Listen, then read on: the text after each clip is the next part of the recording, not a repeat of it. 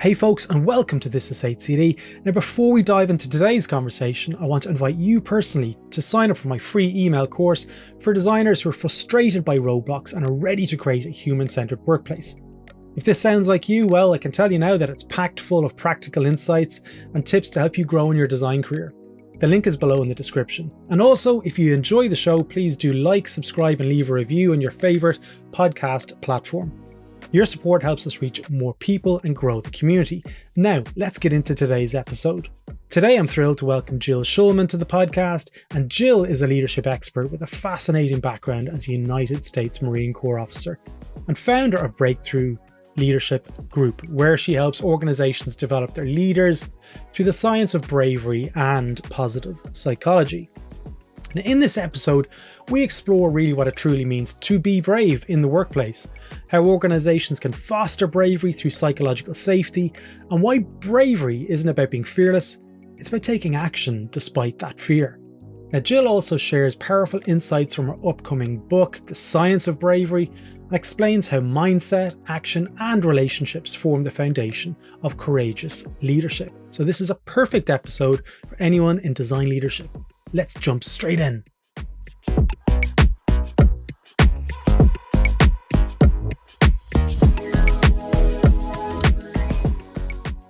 Well, Jill Schulman, I am delighted to have you on the podcast.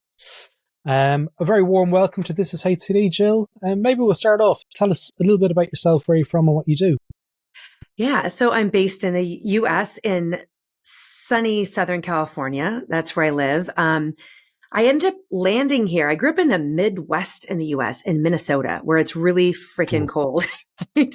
So I got smart and I thought I want to live somewhere a little bit warmer. But I started my career as a United States Marine Corps officer. So I started my career in the military, and that brought me down to San Diego. I went to school and I was stationed for a majority of my time in.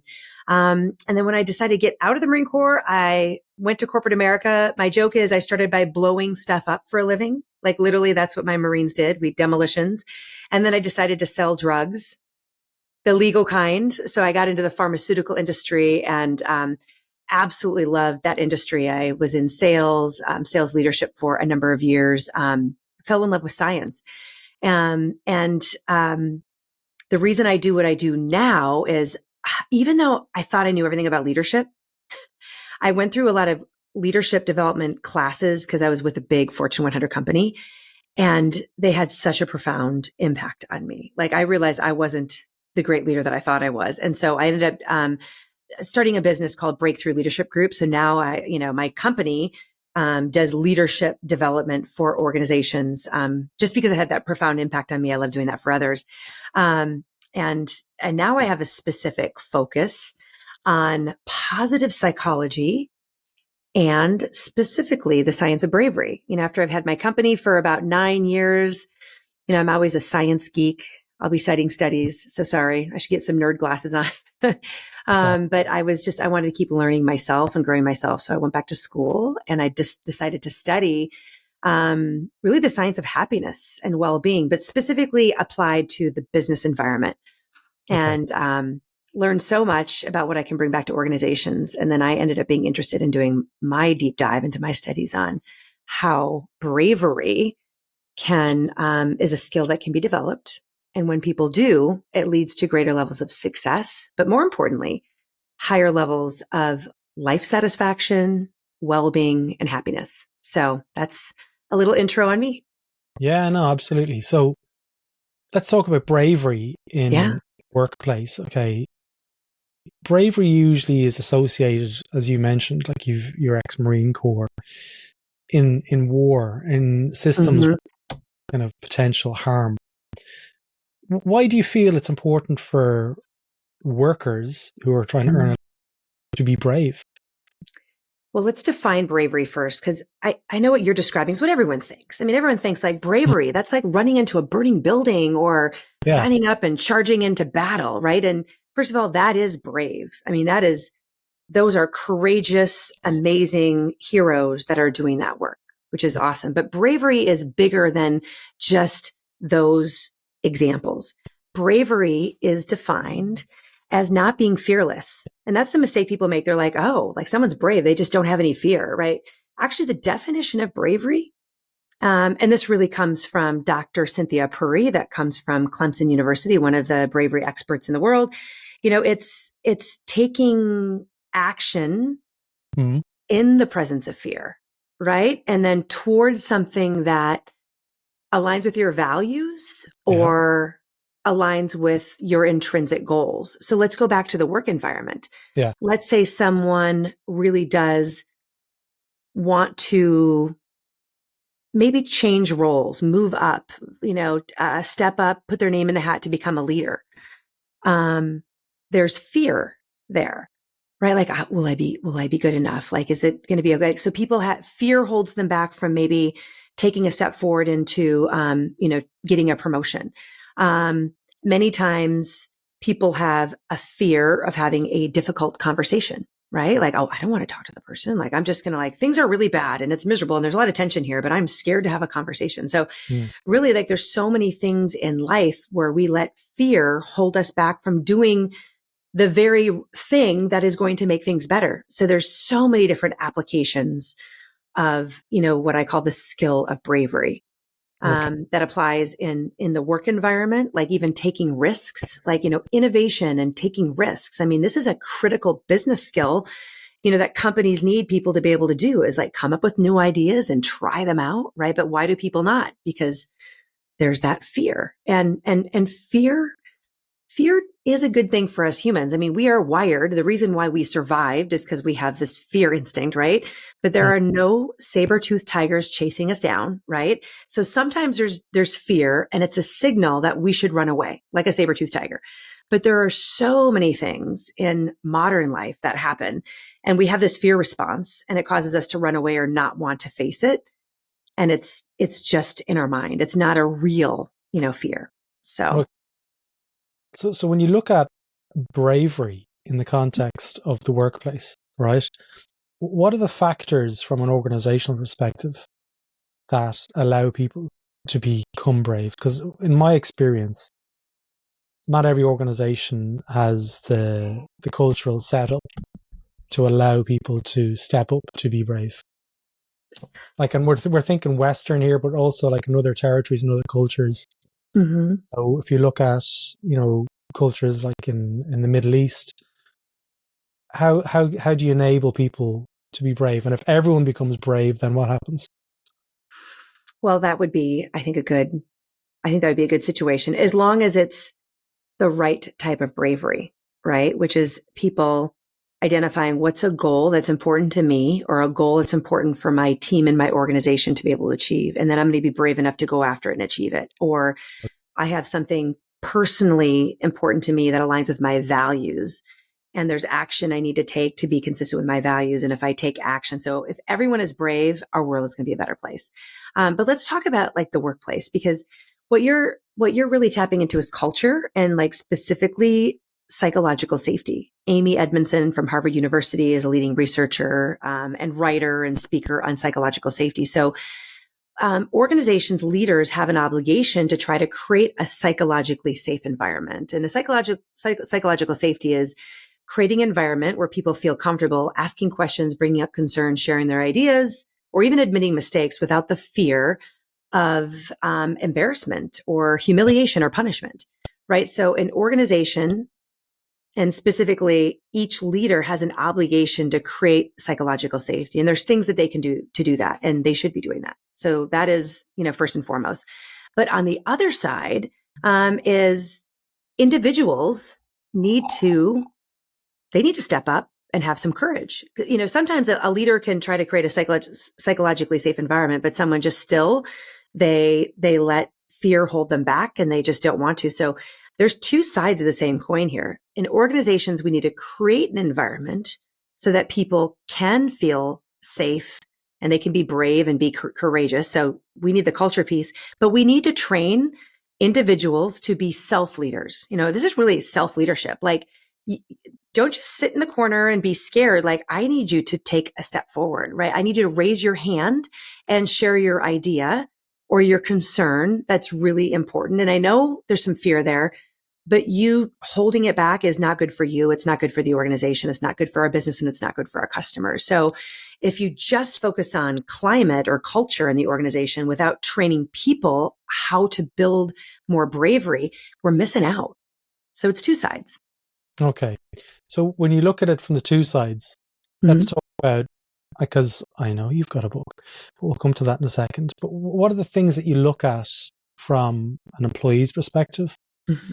that they need to do? Like, what Mm-hmm. you talk about the science of bravery. So, like, what are the ingredients Yeah. to Yeah. to get to that point? Yeah. Great question. So from an individual perspective, and Yeah. this is all in my book that's coming out in July. And it's actually written as a parable. It's written as a parable, and it's funny because you just said that the character is in an environment where it's not that great, but he has to learn skills of being brave. So there's three dimensions.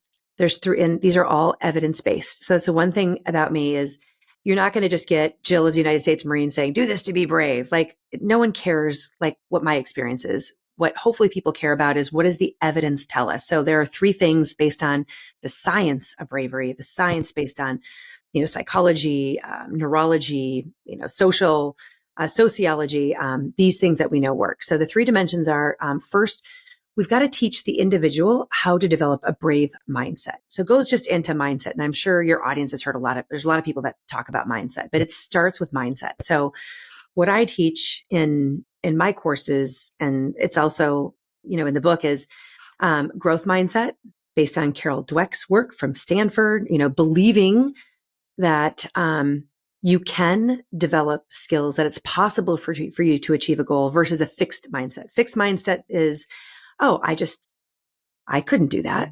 That's impossible. That would be an example of a fixed mindset. People they don't even think it's possible for them to be able to develop a skill or to be able to achieve a goal. Sure. If you don't believe that you can, you'll be right. Right. Or if you believe that you can, you're probably right. So we first work on mindset. So we lean on Carol Dweck's research in teaching the power of a growth mindset and how to do that. But in addition, we talk about, we help people understand that challenges and stress are enhancing versus debilitating. I could spend an hour on a podcast on each of these and I don't want to do that. But a lot of people think like the reason why they want to stay in the safe zone is because they don't want any adversity and they don't want any stress, because isn't stress bad? No, it's not. There's a lot of research, around how do you change people's mindset and saying, if I try to do something that has some risk or something that's challenging, that stress along the way is going to make me stronger. So we talk about the evidence-based, tools and things that we can do to build that mindset. And then in addition, we teach them on the mindset piece is how to generate the positive emotions that will fuel their success toward achieving their goals. Many people think that they're victims of their emotions. That's bull. I don't want to say it. Yeah, it's fine. It's bullshit. It's bullshit. Like, don't be a victim. Like, I teach people. I challenge people and hold them accountable. Like, I understand that you're experiencing emotions, Yeah, right? We have to be curious about our emotions. They're there for a reason, but yeah. we have the choice to be aware of our emotions, but we can change our emotional state in order to best serve ourselves, our goals, our companies. So I teach them how to do that. It's all of Barbara Fredrickson's work. She wrote a book called Positivity. And then the last thing is, this is where we get really deep, which is, talking about the voice in our heads, the chatter. What are the things that we're telling ourselves? It matters. If you have a voice inside of your head, Jerry, and you're saying like, I suck, I'm never going to be able to do this. This is going to crash and burn. That is not very helpful to you. Mm. So you need to stop doing that. Right. Now there are things that we teach in psychology to be able to change the dialogue in our head. So all of that is around, we have to master your mindset. And that's a big part of self leadership. And we don't do that. We don't do that in organizations a lot. I know I was in corporate America. I work in clients all the time in corporate America. How many companies spend time teaching people how to get their mindset right to achieve more and be more successful? It doesn't happen a lot. We need to do it more because that is the root cause that people don't take the action, right? So I spend a lot of time on mindset, and my audiences and clients, they just have breakthroughs when we just go there. But that's just one dimension. And then we have brave action. So we teach people how to align their actions with their intentions to achieve high quality goals. So we do things like goal setting, implementation intentions, how to have extreme, what I call ruthless planning, prioritization, and focus. A lot of things on productivity, habits. And these are just things that people have to build these practices. And with time, they can do that. And the third dimension is brave relationships. Surrounding yourself with the people that can help you accomplish those challenging goals, to be brave. So if people have the mindset, they take the action, and they're surrounded by people that are going to support them on the journey to accomplish hard things, then they are unstoppable. And it's those three things that really work in tandem, the three things together that really accelerate, results. So going back to the piece of those three things that you're talking about here, of what they need to, the mindset being critical. Okay, so if you look at that from the employee perspective, what can leaders take away from this, where they have to maybe change the mind shift of thousands of people working in large organizations, where historically they might have been led by fear, they might have been led by a kind of a dictator kind of hierarchy, and they don't want to step out of line. And suddenly now they're being told by Jill Schulman's book that's been sold and brought into the office that they need to step up. There's like a dissonance there between the two worlds, where, one thing their training is, but the culture says another. What do you say to leaders out there who want to instill and create safer workplaces? So when it comes to leadership development to create this, I want to start off by saying that for many leaders out there, they're not leading the right way, and it's not their fault. Leaders many times are promoted to a leadership position because they are the best person at the technical skill. So then they get promoted to a leadership position, but no one teaches them how to do that job. Leading people is a completely different job, right? And many times, because they are experts in doing the technical thing and there's a lot of pressure on them, they just naturally drive their people crazy by micromanaging and putting pressure on them. So we as organizations have to teach leaders how to do their job. And that is no longer doing the technical thing. It's motivating, inspiring people to perform at their best. And that is where the Science of Bravery comes in. So, I'm really focusing now on how do I teach individuals how to be braver? Like, take control of your success in your career, even if you have a bad boss, right? Like, are you going to let that one bad boss, if they don't have the training, dictate your career success? So I teach those, the individual contributors, like those self-bravery. But then if you go up to the leadership level, then we do the same thing. We teach leaders, how do you create self-belief and self-confidence in your employees to accomplish their challenging goals? So it's like all the three things I talked about in terms of, how do you help people from a psychological point of view so they're optimistic and motivated to achieve the goals, right? And leaders absolutely have an ability to do that. Number two, leaders have to enable their employees to be able to take brave action. So are we removing obstacles? Are we asking our employees, like, what do you need from me so that you can accomplish the challenging goals that are going to make a difference to our customers, right? So we should be asking those questions, not like, what are you doing wrong? And we should be asking, what do you need from me to enable you to be able to accomplish your challenging goal, right? So, I'm a big fan of servant leadership. I use that term a lot when I speak to audiences. Like, instead of thinking like I'm the boss, so you're here to serve me. If that is your mindset as a leader, just, please just put your hand up and smack yourself in the head, because that you're doing it wrong. Like, that is the wrong mindset as a leader. We should have a mindset that we are here to best serve our people so that they can learn, grow, succeed, and win. And there's many evidence-based, leadership behaviors that can do that. And just the last thing to, I guess, round out my model, what a leader can do is, leaders need to be available to their people.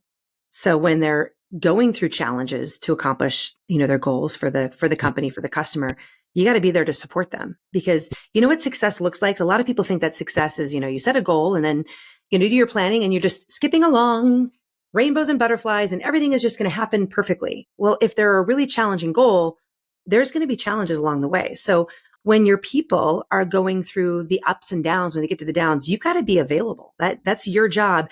And don't think that you have to have all the answers. You need to teach your people to have a tribe of people. I call it the brave tribe. Like you should be one of them as a leader, but who are other people that your employees can reach out to? So they've got multiple people that can support their success, and it's teaching people to be brave enough to admit they don't have the answer or admit that they need help. So, we spend time with the teams and also the leaders to say, like, you want to be brave. You want to be a badass. I want you to tell me what's going well, but I want you to tell me where you're struggling. If we can create vulnerability or, people being transparent, right? That just builds trust within the team. And then, imagine how much faster we're going to be able to operate, how much more successful our teams are going to be if people actually go to work and say, you know what, I'm not really sure about this. Can anyone help me out? Right. Yeah. So we talk a lot about, creating that environment in teams.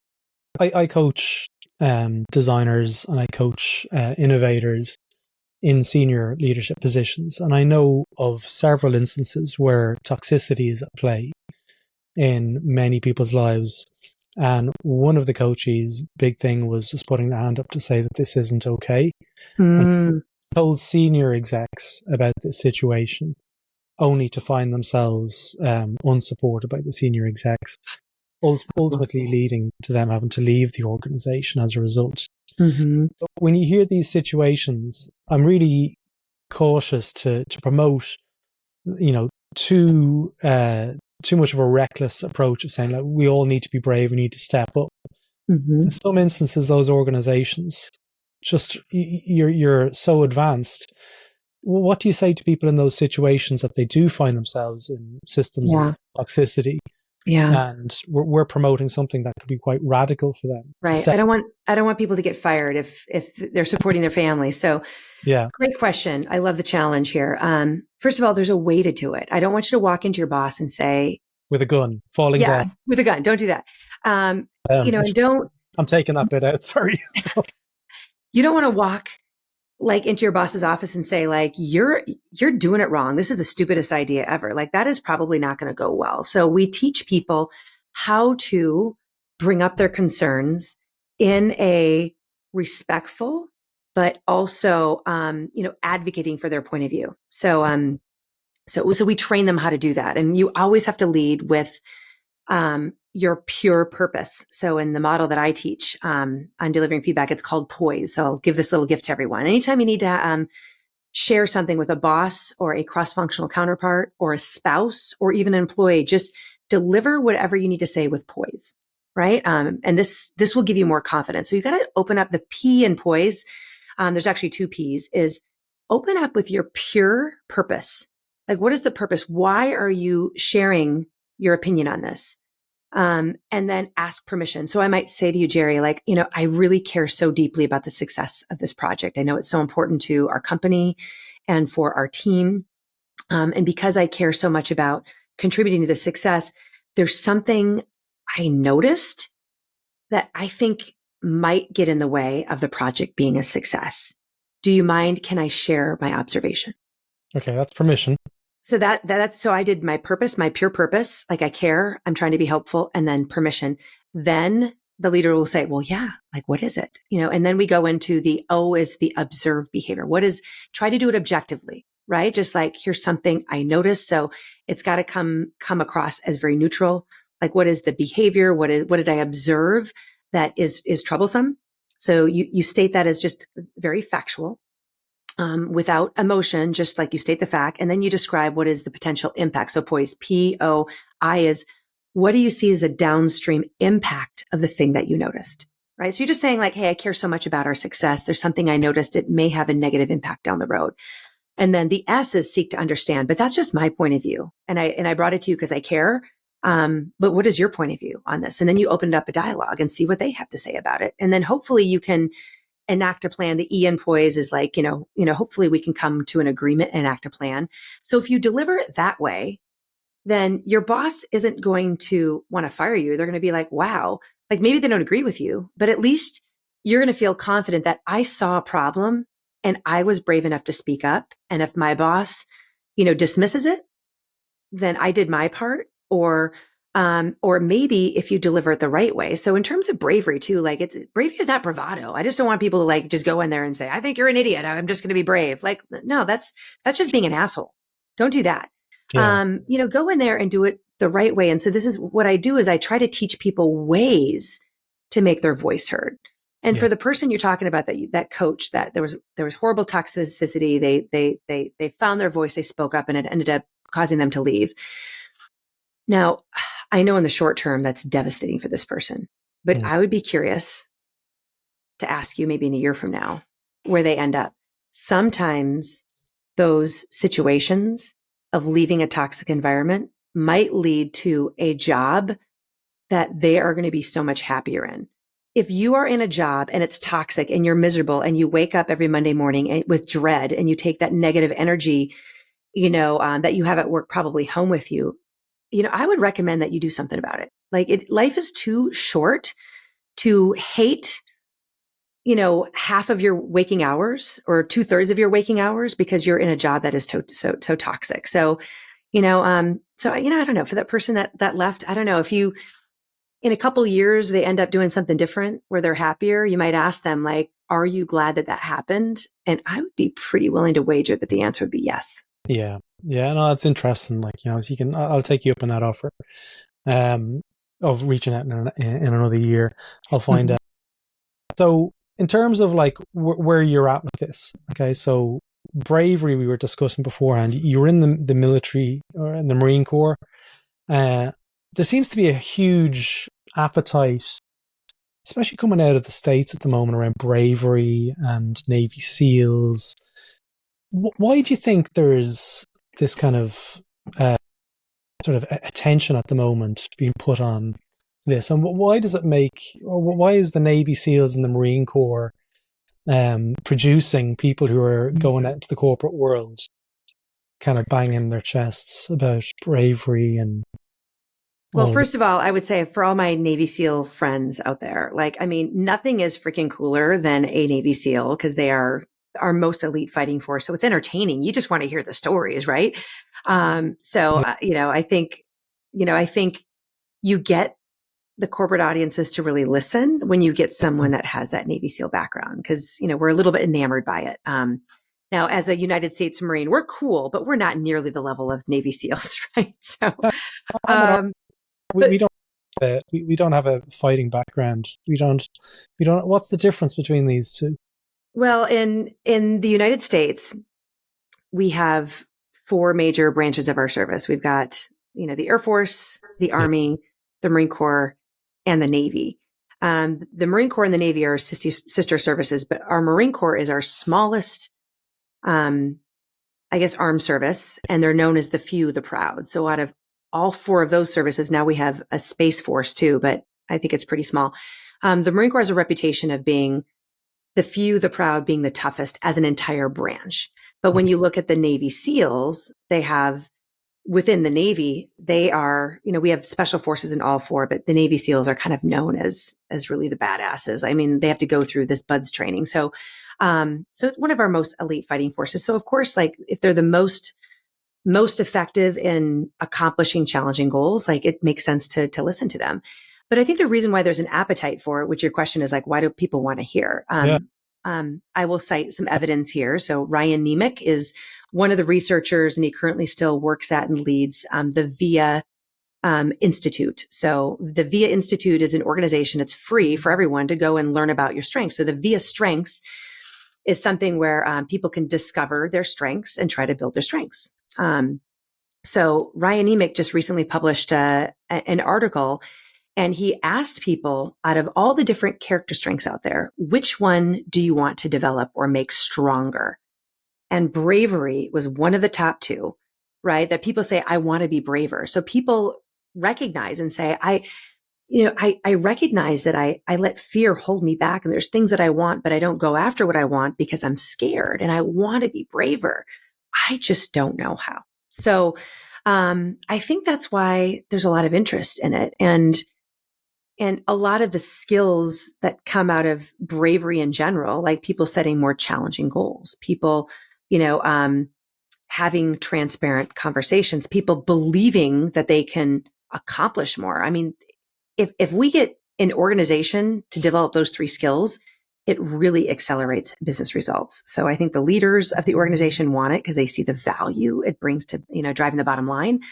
But then individuals, they actually want this. And so when they go through the program with me and they're learning it in the corporate setting, usually the stories I get coming back is not about all the corporate success. It's about they finally, decided that they were going to, run a marathon that they've always wanted to, or they shared the lessons with their 10-year-old son who now is, so it's the spillover to the Yeah. personal life that are the stories that I hear. So, yeah. I'm gonna wrap in a minute here, but I'm gonna ask you one question, okay? And hopefully I'm not going too personal. But maybe you can tell me something that you're afraid of at the moment. Oh, ooh, kind of just put me on the spot there. He didn't give me a warning with that question at all.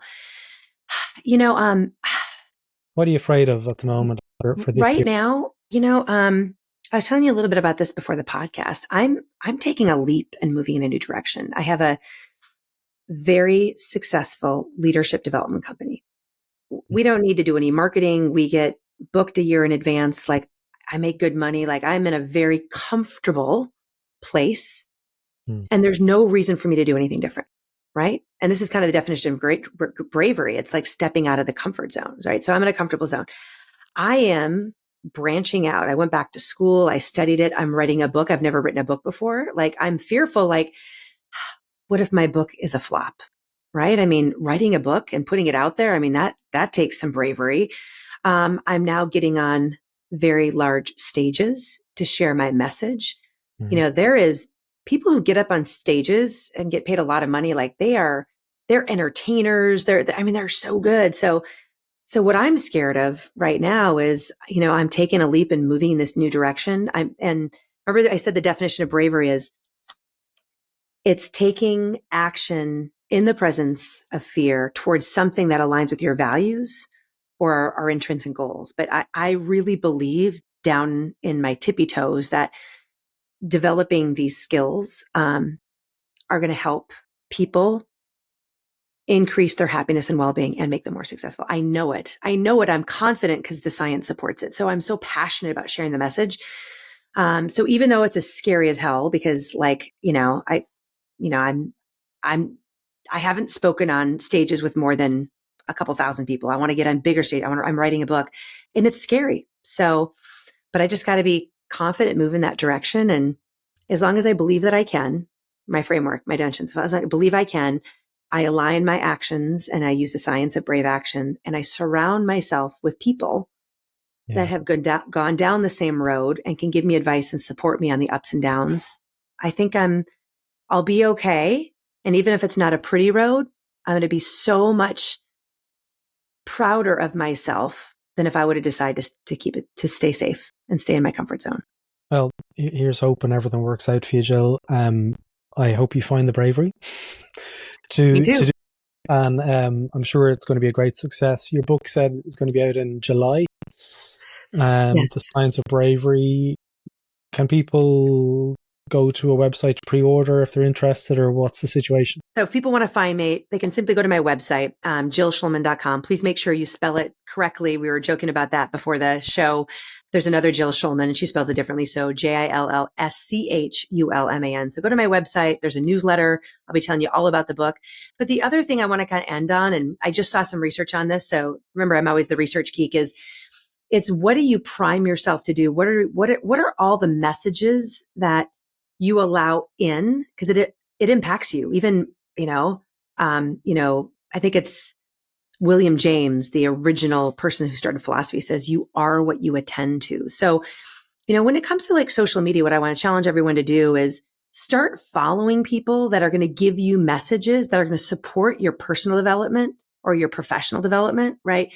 Follow Jerry, right? He's got great messages, so follow him out of the platforms. If you like my messages on bravery to give you a little boost of confidence, increase your courage. So like I'm not an anti-social media person, but what I want to tell people to do is make sure that your feed is serving you so that when you do pick up the phone to scroll, you're getting all kinds of messages that help you with your mindset, because mindset matters, right? So yeah, just they can find me on my website, but they can follow me on any of the platforms like LinkedIn or Instagram and any of those. And I can help be that hopefully positive, message to help you, go after your goals and have the bravery to do it. Jill, people don't have to worry about typing in your name because I'm going to put a link to both of those in the description. If you're watching on YouTube, it's down below. If you're on Spotify, it's in the description below as well. I wish you the very best of luck. Honestly, it's been fantastic to speak with you today, and thank you so much for giving me your time. All right. Well, thanks for having me. And I'm going to follow up with you and I'm going to ask you about that person and we'll see what the answer is. Please do. All right. Take care. Thank you.